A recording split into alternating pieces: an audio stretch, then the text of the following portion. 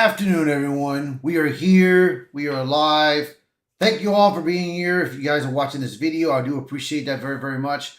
All right, so today I'm going to be a little busy today. I may not be able to do a game stream tonight because right now I'm doing this big stream, and then I'm probably going to have 4 videos that I'll talk about, 4 articles.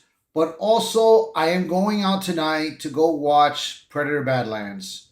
Now, I love Predator. Predator's been one of my best good movies. You know, I love especially Aliens.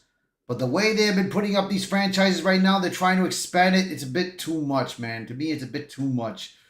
But, you know, there's something that you can liken on it. Like, I did like the movie Prey. Prey was good, you know. I liked it, Predator, Killer of Killers, but I understand the fans how they felt about with the female Viking, you know, and then of course that this is about a girl boss in Prey, which it didn't feel like it was a girl boss moment. It didn't feel like it was, but I mean, like I said, dude, I really enjoyed them. But what's funny is that Critical Drinker he sent this to a lot on Twitter that Rotten Tomatoes rated Killers of Killers, then Prey, and the original Predator movie that starred Arnold Schwarzenegger as number 3, which that did not make sense. But I'm going to talk more about Predator Badlands when I finish the movie and do my review. So that is going to be later on. All right, so let's get on to our first topic of the article. So let's see what we have. Let me just get it ready. Let's get down here. The Mummy 4 is being developed with Brendan Fraser and Rachel Weisz in discussions to return. So it looks like we are going to get a 4th Mummy movie with Brendan Fraser and Rachel Weisz. Now, I loved it, the first Mummy Part 1 and Part 2. Good story. It was a good action and an adventure. Part 3, however, I will say that it was fine. It was fine, but it wasn't the best. You know, it was not the best. But of course, we know that Lee Cronin is going to be doing the Mummy movie, but in a different take and everything of it.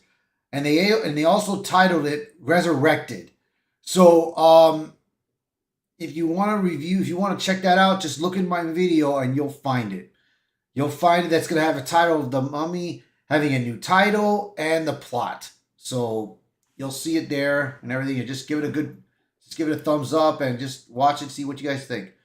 So let's take a little deep into this article. So here we go. One of the most beloved adventure series of the last 30 years and maybe of all time is Rising from the Grave, or more accurately, the sarcophagus, as multiple outlets are reporting. The Mummy 4 is now in the works with Brendan Fraser and Rachel Weisz in discussion. Now, if I don't recall, I think they are in discussion of returning, but there is no confirmation that they are going to return for sure. There is no confirm. But like I said, dude, this movie was great, man. And Brendan Fraser did say that he is willing to do another Mummy movie. He did say long ago that he is willing to do it. So,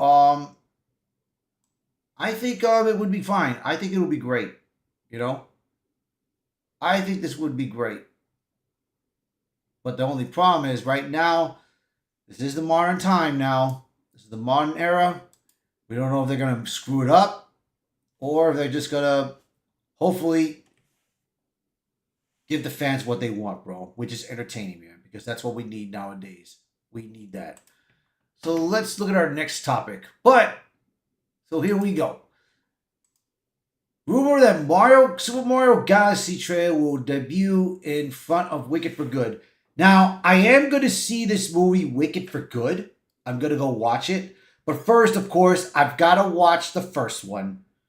And I have not been able to get to that. But I really, really got to get to it, bro. Because look, the reason why I didn't go watch the first one because of the promotions that these 2 actresses were making out, doing it, talking about it and everything, and all the political nonsense. So I was like this, oh my God, why are we talking about this? You're supposed to promote your movie, not talk about identity politics and all.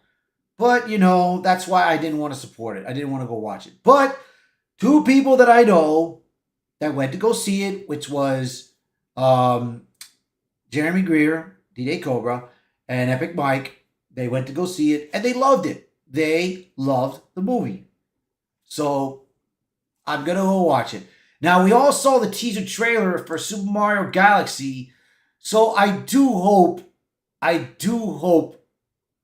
if they do put a trailer out there, bro, I hope it's going to be good. I mean, it does look good. I mean, a lot of Super Mario Nintendo fans are excited for this, bro, for this moment. I mean, the first Super Mario Brothers movie was a great movie, man. It was great. I watched it in theaters 3 times. Now, I did watch this out of the country when I went to the United Kingdom for the Star Wars convention that I went to. I did go watch it 3 times, and it was great. It was great. I enjoyed that movie, man. And the original cast is coming back. You got Chris Pratt, Charlie Day, Ella Taylor-Joy, Jack Black, Keegan-Michael Key, Brian Tyler, is going to be back as composing it. So, like I said, dude, this movie was great, man. It was great. And a lot of people were about Chris Pratt playing Mario, and Chris Pratt did a good job. He did a good job. So, we're going to see, man. We're going to see. So, I will watch Wicked for Good. I'm going to do a review on it and see what they think. All right? So, here we go. Now, the next one is going to be The Witcher. So, let me just see what we got on our page, how we're looking like. All right. I had 2 viewers. See how we're looking over here. And yeah, I'm live also on Kick and Rumble and everything. All right. So let's see here. Let's see at the moment. Let me get back to the articles. All right. So now The Witcher.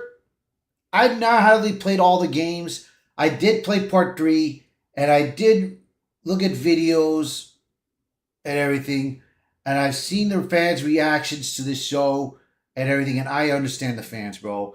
But like this, I saw season 1 with Henry Cavill. Awesome. Especially when they try to confuse the timelines and everything and all, and then of course they brought it together. They just, so now I see what's going on. And I like that. It was good. I kind of like that. Then, of course, The Witcher Season 2 came out. And it was good. But as I was watching it, and then I was reading articles, and I was reading the fans' reactions on it, something seemed off about it. Something seemed very off about this thing. And then, of course, Bale DeMaio, who used to be one of the writers for The Witcher or The Witcher, he left the project and went to Marvel to try to do the Blade movie and X-Men 97, which, of course, that didn't work out for him. And then Henry Cavill, he is a geek, man. He is a true geek. He is a fan of what he loves to do. He loves The Witcher. He read the books. He builds his own PC, and also right now he is doing a project on the Warhammer series. And he is executive producer, so he's in charge of that. So hopefully it will work out for him. He's also doing Highlander, which I will talk about later. I will talk about that a little later. But, and then when I read the announcement that after season 3 that he is going to leave, and I read articles about it before that he and the showrunner were not at best terms. They were not at best terms with each other. And she wanted to change some things, so it just went to collapse mode. It just collapsed. And now, of course, season 4 came out with Liam Hemsworth. I started watching the show at my job. I looked at the recap. I did not like how they treated the recap. Because if they wanted to really get Liam Hemsworth to appreciate playing The Witcher, they could have edited some of those scenes in season 2, season 1, and season 3 to put Liam Hemsworth's face in the goddamn recaps. They could have done that, and they didn't. Because, I mean, in Peacemaker, at least what James Gunn did was he did kind of mention putting in the Justice Gang, And then, of course, in the season finale of season 1, the Justice Gang was there instead of the Justice Leagues, the Zack Snyder's thing. So I'm trying to understand, why didn't they do that? Then, of course, when season 1, episode 1 came out, I was not impressed. I was not impressed. Season 2, episode 2 was out there, and I tried to watch it, and I was like, this shit's boring.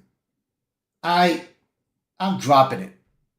So that's why I didn't bother doing a review, because I didn't finish watching it. So I'm not going to bother watching it. But yeah, like I said, dude, they really disappointed me a lot. It really did. And it's just pitiful. It's just painful to see. So let's read about this a little bit and everything and see what they say, though. So the Richard showrunner responds to fans' backlash as season 4 viewership plummets. Everyone could have their version of The Witcher. Right. So here is the viewers right now, as of yesterday, how many people viewed watching it. 577 people. 1,000. But last season, more people watched, but it was still not that great. But I mean, like I said, dude, they did a piss poor job on this, bro. I mean, it was really a piss poor job. Okay, so this is what she said right here in Dexerto. You have the books, you have the video games fans, and then you have the fans that knew nothing about this world until the show existed. We have to remember what we are doing, which is a television show.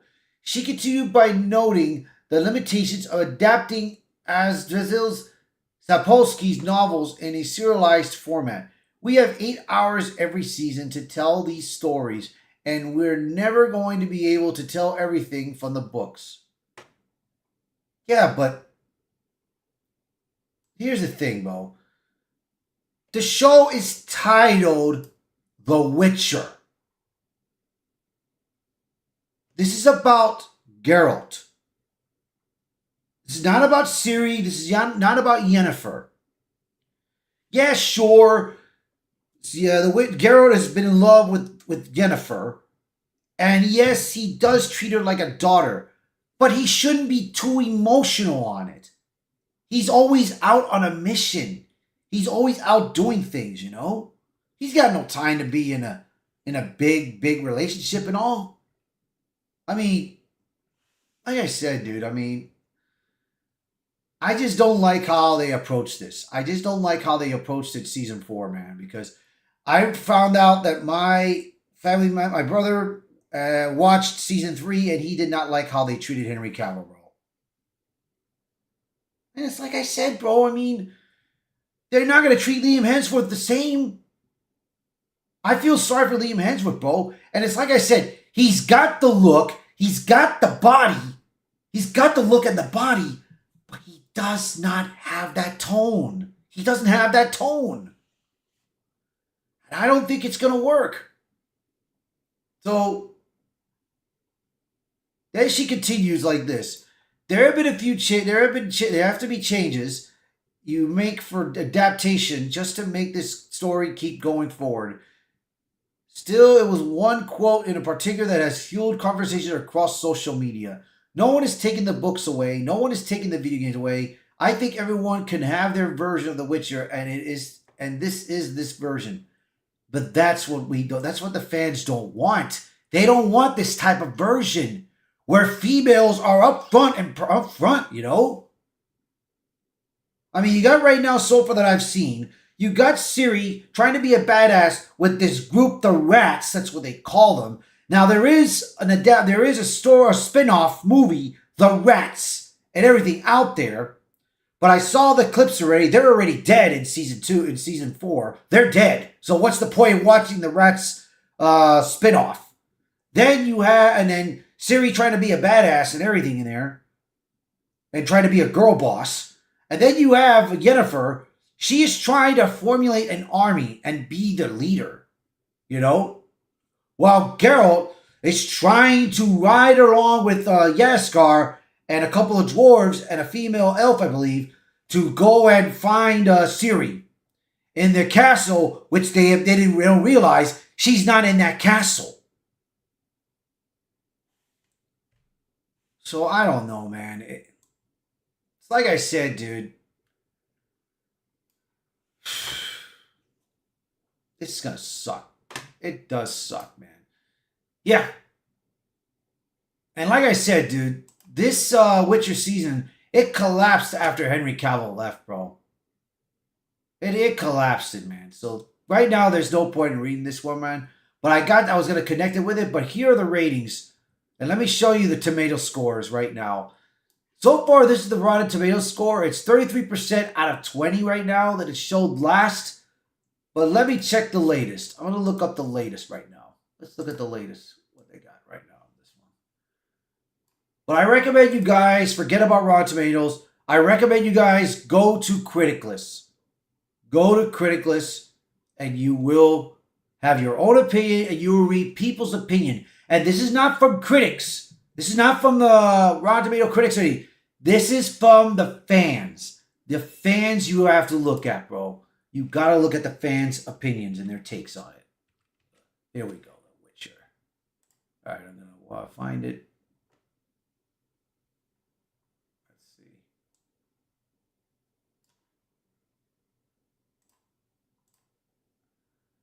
Right now, so let's see. Okay, the critics now, as of now, they rated it a 58%, while the audience score went down by 19%, by 1%. It's at 19% right now at the moment. So, literally, the show sucks. That's what it is. The show really sucks. It's like I said, dude. I mean, you gotta listen to the fans, bro. You have to listen to the fans. But speaking of listening to the fans, you got Axis Media pushing Star Wars sequel revival narrative over the Hunt for Ben Solo social media. Now, I gotta ask this question, bro. I gotta ask this. Who are their fans? Who are their fans? Who they have listened to are the woke medias. That's who they've listened to. The woke Star Wars fans. You know, because they want to have the Reylo back in motion. But the thing is, Kylo Ren, Ben is dead. He died. How are they going to bring him back, bro? How? Because, I mean, look, if you're going to bring Ben Solo back, you might as well bring Luke Skywalker. You might as well bring Anakin Skywalker. You might as well bring Obi-Wan back. Hell, you might as well bring Qui-Gon Jinn back. I mean, he died by a lightsaber stab wound, but of course, in the Ahsoka show and in Obi-Wan, Reva and Sabine, they survived a goddamn lightsaber stab. So if you can get them to resurrect themselves alive, if you're gonna do that to Ben, you might as well do that to every other character. I mean, Jesus, man. You know, these Hollywood medias, they are so stupid, bro. It's not gonna work, man. It is not gonna work. I mean, look, The Force Awakens was a good movie. I liked it. I liked how they presented Rey, Finn, Poe, and Kylo. I liked it how they did introduce them. But after The Last Jedi, bro, what a total wreck. This scene was Last of the Jedi, and I'm like, what the hell are they doing? What is that? And then, you know, I just don't understand it, bro. And of course, what really failed them was that you killed off Snoke. Snoke was supposed to be the bad villain, the bad guy. And of course, Rian Johnson decides to kill him. Like, what are you doing, Rian? So, of course, Kathleen Kennedy had to bring back J.J. Abrams to try to fix the problem, which J.J. Abrams, he did the best he can, but he couldn't fix it. It got worse. They decided to bring back Palpatine. Why didn't they just use Snoke? Snoke could have been the main donor, and he could have decided, I wanted to spread my clones out there. Could have just done that. But they didn't, bro. They decided to do the Palpatine, and I'm like, oh God, dude. And then, of course, the movie was so fastly done. The story was not right. Oh, it did not make sense.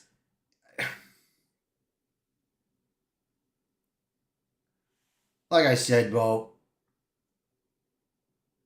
I know this. I mean, you know what?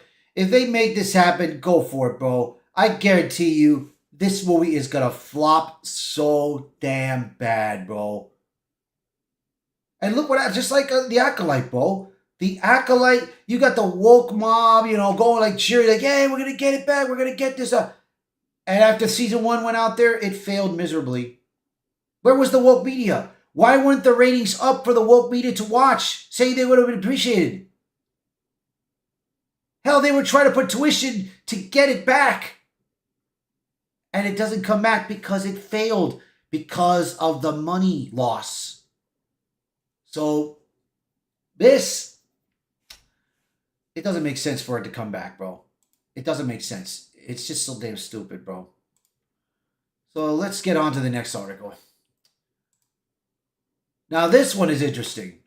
Director Glenn Schultz criticizes new Call of Duty games. Alright, so let's take a read at this. Glenn Schultz, a co-founder of Sledgehammer Games and director of multiple Call of Duty titles, recently stirred up controversy in an interview which he publicly criticizes the current state of the franchise. Some have pointed out that he hasn't been immune to failures either, while others believe that his successors are numerous enough to compensate for them. Call of Duty, man, I love the Call of Duty. I love Call of Duty. But I don't like what's happening now. But I like back then, bro. I liked the first Call of Duty. When you're in the World War II era. Call of Duty 2. Call of Duty 3. They were the best times, man. Even good stories. And then, of course, you had Modern Warfare 1, Modern Warfare 2, Modern Warfare 3. Good stories and all. Then you got World at War. What was the other one? Black Ops 1 I played. I never got to play Black Ops 2, Black Ops 3, or 4, I think it was. I think it went up to Black Ops 3, I think. No, of course not. Because 5 and 6 was out there, so I tried to play a little bit of the Call of Duty Black Ops Cold War, and I tried to play the last Call of Duty Black Ops one. There was another title that came out, and I just couldn't do it. I did play Advanced Warfare, and Advanced Warfare was good. Good campaign. I needed that water. Okay. So, let's see what happened here, bro. In an interview with Video Game Chronicle at Gamescom Asia, the director stated that he was immensely worried about the future of the Call of Duty franchise, especially under Microsoft's leadership. I worry about it immensely. I really do, because what's happening to Gears of War, where's Halo, and you look at EA, you look at these big companies, and I'm like, where's the strikes games? There are so many that just fall by the wayside. Unfortunately, once you're assimilated by one of these companies, I think you take on some of their traits. Well, the problem is Microsoft went with the Sweet Baby Inc. Some of their companies went with Sweet Baby Inc., and that's what failed. And Microsoft has made too many mistakes. Right now, Game Pass is at $30 a month right now, instead of $15. And it's just ridiculous, And right now, there's talk that the next console is going to be a PC. that's going to probably cost like $1,500. I might as well just forget about getting an Xbox and just stick to my PC, stick to Steam. So, I mean, it's like I said, dude. I mean, they really ruined themselves. They really, really ruined themselves. I just wish that. I just wish Call of Duty did not ruin or did not. I just wish Microsoft would try to stick to what they are, man. Try to be more competitive and listen to your gamers, man. If you would have done so, I believe you still would have been the competition. But after they decided to drop out, and of course, Gears of War Reloaded came out, it decided to come out also on Steam and on PlayStation. Now, Halo is the same way. It's Combat Evolved coming out on PlayStation and in Steam. So yeah, they ruined themselves completely. So yeah, man. I mean, Glenn Shaw has got every right to be freaking worried about this, bro. He's got every right. Now, Call of Duty Black Ops 7 is probably out right now. I'm not gonna get it. I haven't gotten the Battlefield one yet, bro. But probably later on when the Geeks and Gamers crew decide to play it and everything, I'll probably jump in and join them if I could. But we'll see. We'll see. All right, let's see what we're done with this one, right? All right, we're done with this section, so let me go to the next ones.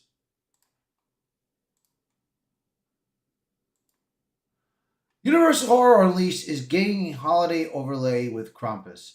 So the Universal Unleashed is out in Las Vegas, and I read that it's been a big success, bro, and I'm happy for these people. But now it looks like they are going to get a holiday theme, and it's going to be with Krampus. That's going to be interesting. Maybe one day I will go to that place and check it out, man. So let's read a little bit of this. Yes, even Halloween, Universal Horror Unleashed in Las Vegas is getting in on the Christmas game, planning a festive, or perhaps frightening overlay for the holiday season. Universal is bringing the German folklore character of Krampus to the attraction, announced by Universal as Krampus and Kin, the limited time event set to open November 15th and run through January 3rd. It is to feature a horrible holiday overlay inspired by the festive, half-goat, half-demon monster Krampus. What is Universal's Horror Unleashed? Located in Las Vegas, Nevada, Area 15 Entertainment District, Universal Horror Unleashed opened to the public on August of this year. Playing off the success of the seasonal Halloween Horror Nights events at the Universal Parks, Horror Unleashed brings the same chills and thrills of the seasonal event for the parks year round.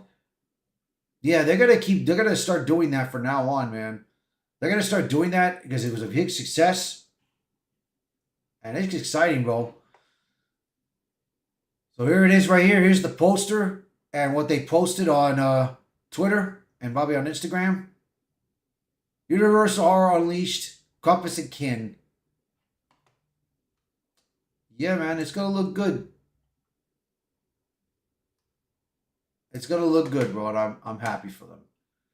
Get a bottle of water.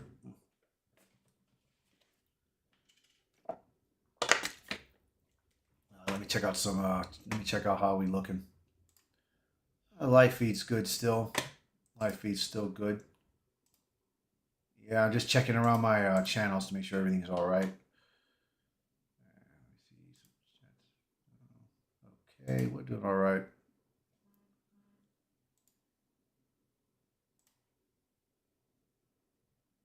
Okay. Whew. What a day. What a day I'm having, man. All right, so let's get on to this next one. Now, this one is pretty rough for someone. David Cordsweat, not part of the pro-Palestine Israel boycott. Online hoax revealed. So it looks like there was news that David Corenswet was involved with the boycotting of the Israeli film industry. But it looks like, according to what I've read here, it looks like someone hacked in there by using David Corenswet's name and to set him up that he did support the boycotting of the Israeli film industry. And you got the film workers from Palestine, and it says here, we would like to correct the record that David Corenswet did not sign the film worker pledge to the end complicity. We have a stringent verification process, but this one slipped through the cracks. We apologize for the confusion. Now you have people that supported this kind of thing. You have Joaquin Phoenix, Mark Ruffalo, Tilda Swinton, Javier Bardem, Olivia Colman, and directors including Yorgos Lanthimos, Ava DuVernay. They signed in a pledge organized by film workers for Palestine, promising that they would not work with Israeli film industry institutions, including festivals, cinemas, broadcasters, and production companies that are implicated in genocide and against the Palestinian people, man. You know, I looked at David Corenswet and everything, and I seen some stuff. He's also a geek because he did a scene of Star Wars. Let me see if I can find. Let me see if I can find it. I'm gonna see if I can find it real quick.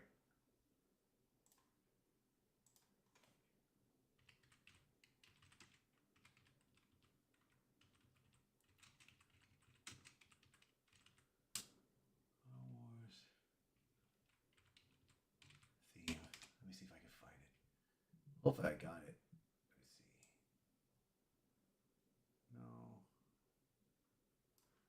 Let's see. No.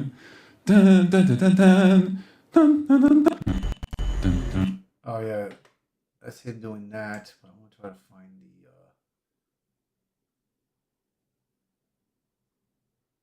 Damn. It looks like I don't see it here. Maybe it was not on Twitter.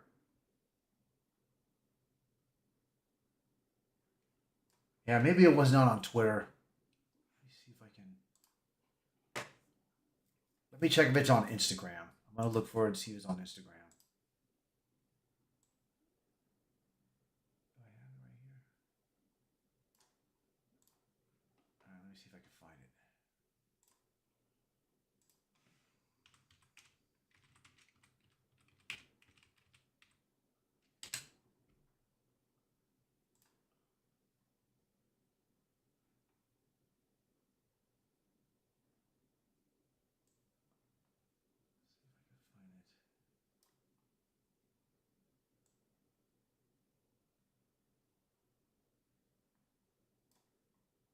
I'm trying to look for it. I'm trying to find it. Because I know he did it. I have an article. I did a video article on it of how he was, man. So, I mean. Damn.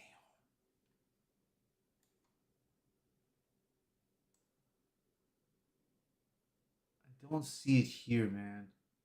Shoot.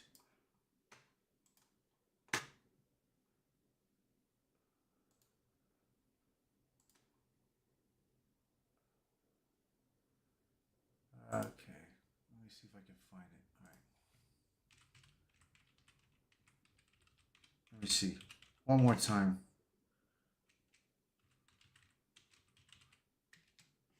See if I can find it. No. Damn. All right. We're going to have to forget about it. God, bro. Yeah, because he did the whole entire Star Wars theme song and everything and all, like when he was when they were attacking the Death Star and everything. And it was great. And, you know, and he did try to promote his Superman movie and everything. So I do appreciate what he tried to do. And he was very good at playing Superman. But the way they treated the acting, the way he looked, he was perfect. But the way they treated him, I did not like it. The movie was not that great. So So yeah, man. So let me see here. So let's see. When several X accounts noted that Cordswit's name had been added to the list, many were surprised that the actor, who had never expressed any personal, political, or social opinions, would take that stand. However, looking at the list today, Cordswit's name is nowhere to be found. So what happened and whose names are still there? Cordswit has not responded to the controversy or even posted on any of his social media accounts in several months. However, a screenshot appears to show that the filmmakers for Palestine Instagram account requesting deletion of the post about his alleged signing. The message reads, "Hi, sorry to say that this name was added because a troll went to great lengths to pretend that B. David Cordswit in correspondence. So his name was now been removed from the pledge. Can you please delete this post? Appreciate your help with this." So yeah, exactly, dude. Yeah, man, they really try to set him up for it. But to be honest, he has to, if he hasn't spoken out about it, bro, he hasn't spoken out. So I hope I hope to God that I hope maybe one day he will speak out about it, bro, and say something, bro. Let me see if there's been an article about it. Let me see. Let me see if in this network, in this webpage, if they've talked about it yet. Let me see. Take a look real quick and see if they talked about something. Let's see. Oh yeah, this guy. Yeah, I know about this guy.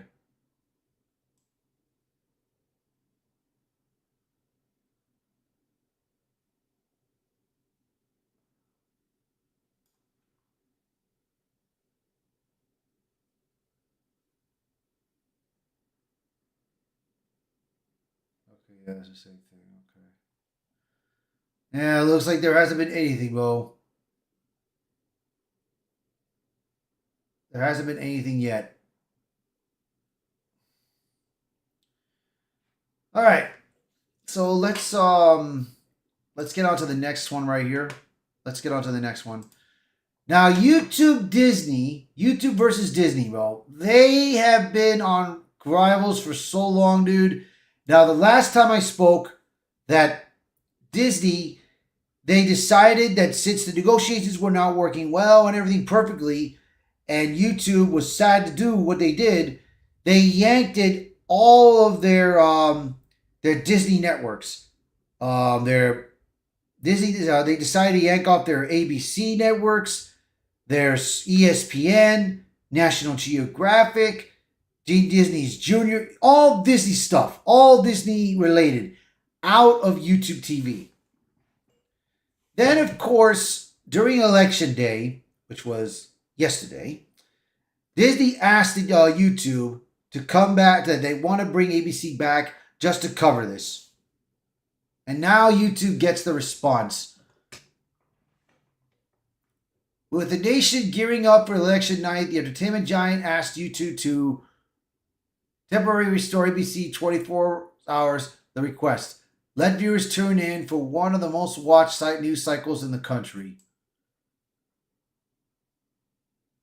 So YouTube, they said, no. No. YouTube will not bend the knee, bro. And I figured that that's what was going to happen. I knew that they were not going to bend the knee, because come on, man. Come on. Look, it's on Disney. Disney wants more money out of this. They want more money out of this. And they want to be number one in streaming.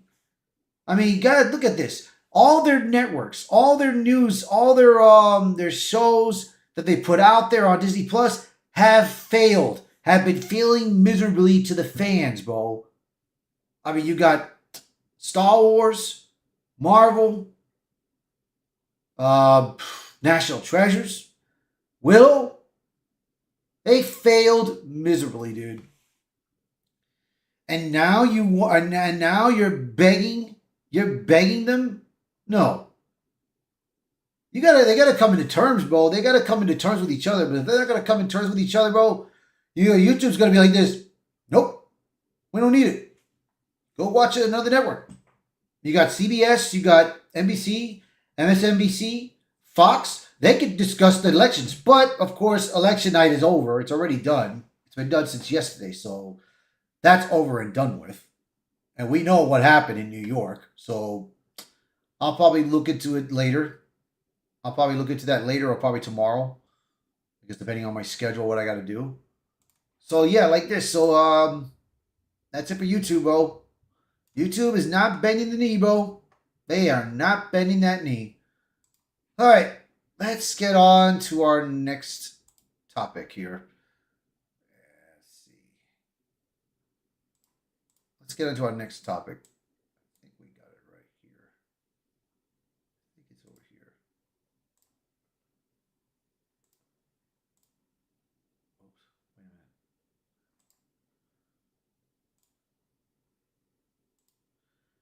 Okay, here we go with this. The Ghost of Yotei sales falls short of Ghost of Tsushima. Per leak, disappointment for a sequel. So, to be honest, this to me is not a sequel, man. To me, this is not a sequel.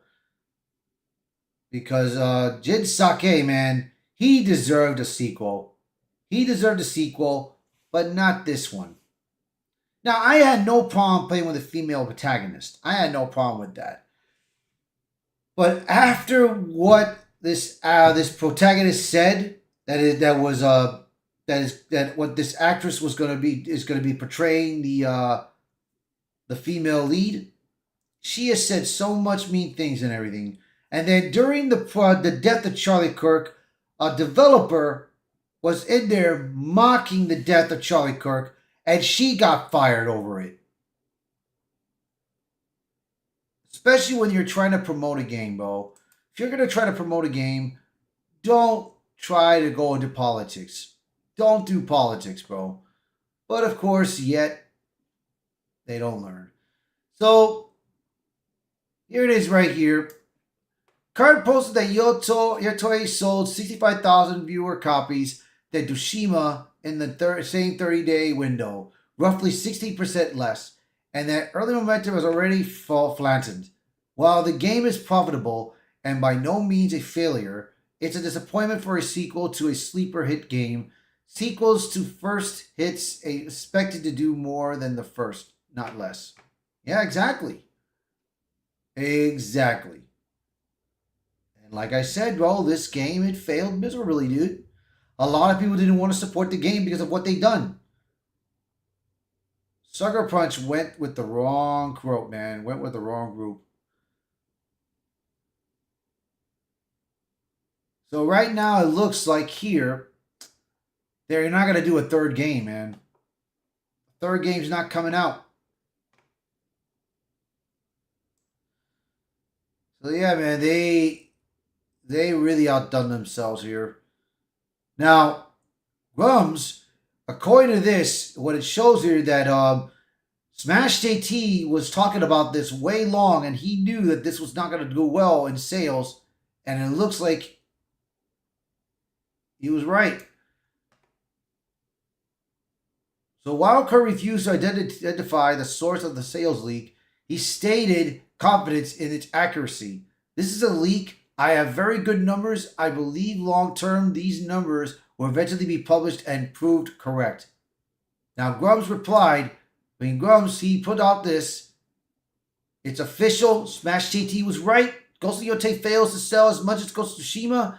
I've been waiting for sales data at the 30-day mark for the both titles. Yotei sales have flattened, selling 65,000 less. Yeah. It's like I said, dude, this game really failed badly, bro. Yeah, man, I mean, you got no support, bro. You have no support. This is what happens when you decide to go with politics. If you got activists that are working in your game studio, eventually they're going to snap. Whatever something's going on outside in the political world, they're going to snap. And that's when your game's going to fail, bro.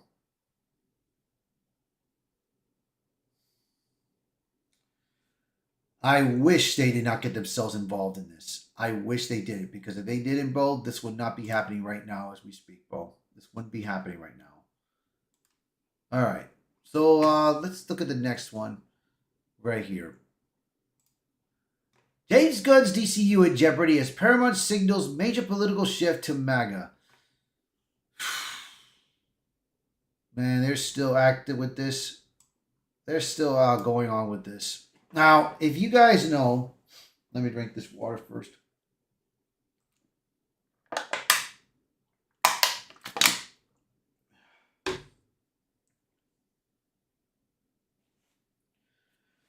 Now, if you've been paying attention to what's been going on, Warner Brothers Discovery is trying to get a sale, trying to get a merger with other companies, either with Netflix, Paramount, Skydance, Apple, Amazon, even NBC Comcast. And yet, sorry about that.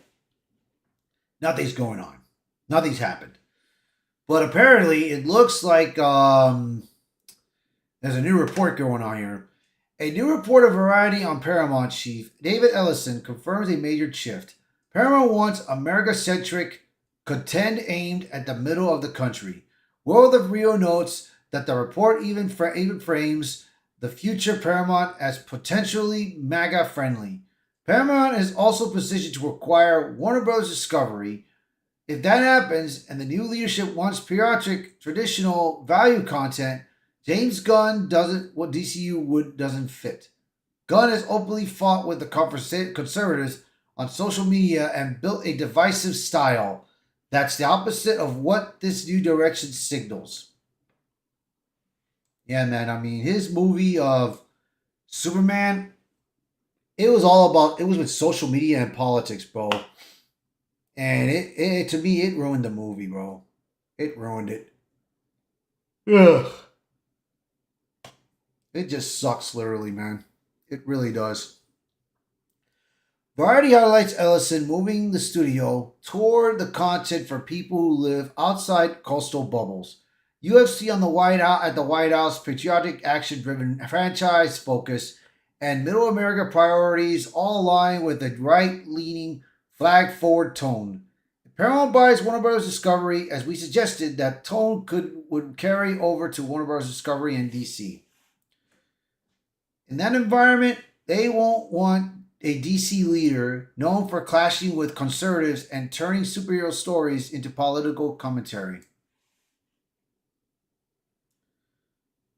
Yeah, man. I mean, so far in James Gunn's DC, Creature Commandos did not do well in the viewerships. Superman failed in the box office, and also Peacemaker season 2 failed in the viewerships. Now, I watched the whole thing. I wish there was nothing political about it, bro. But it had it, and I did not like it. There were a couple episodes that I did enjoy. But many others, including the season finale, was like, what in the hell are we doing? This is stupid. So I'm like, this show's a flop. That this is a real flop. So right now, to me, it's not looking good for Warner Brothers. Hell, it's not even looking good for DC. All that matters. So let's look at the next one. Now, these two are special. These two are special here. Henry Cavill, going into the article, more actors join Henry Cavill's Highlander as cast continues to grow. So, of course, already you got Russell Crowe.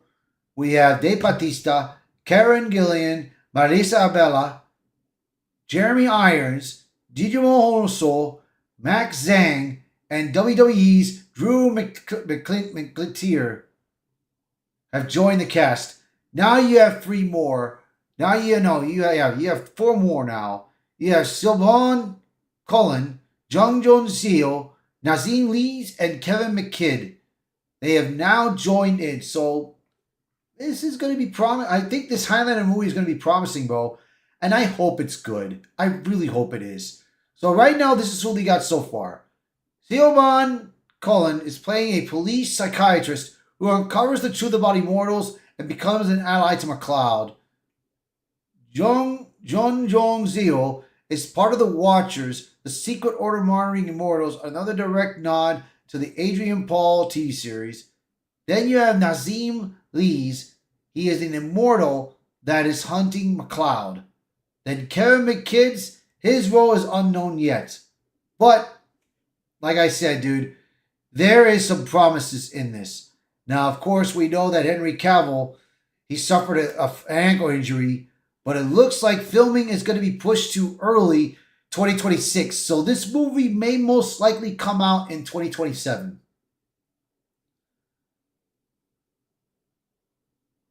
So it looks like it's going to be pushed to 2027 right now, the filming it's going to start releasing.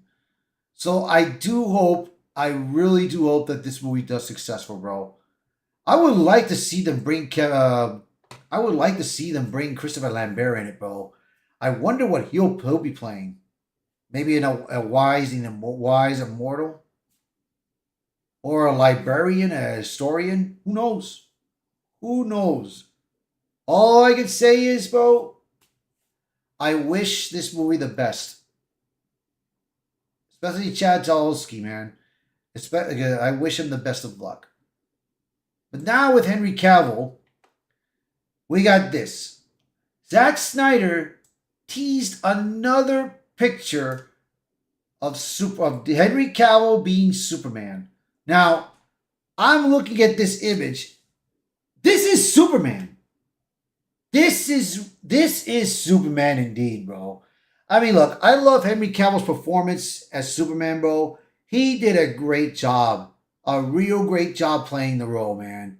And I just wish James Gunn did not kick him out, bro. But part of me right now is very glad that they did, because I would not want to see Henry Cavill get ruined by James Gunn's work on the Superman movie, bro. But man, dude, he would have been a successful man.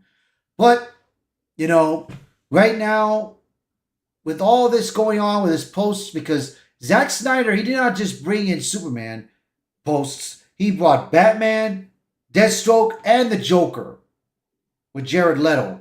And let me tell you, man, he is encouraging fans to have hope for the Snyderverse to come back.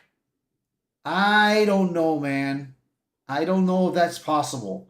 I don't know if that's possible, if that's going to happen, bro. Because let me tell you, it's going to be a mission, bro. It's going to be a mission to do that. That's only if Netflix successfully buys Warner Bros. Discovery. That's if they do that. But we'll see, man, because Netflix has been very bad at getting good shows out there, bro, especially for kids, because it's not looking good. But we'll see, man. We'll see. So that's going to be it for my article for today. So I do appreciate you guys watching very, very much.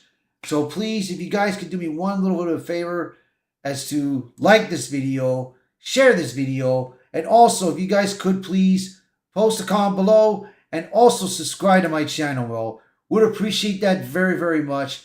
So thank you all for watching this video.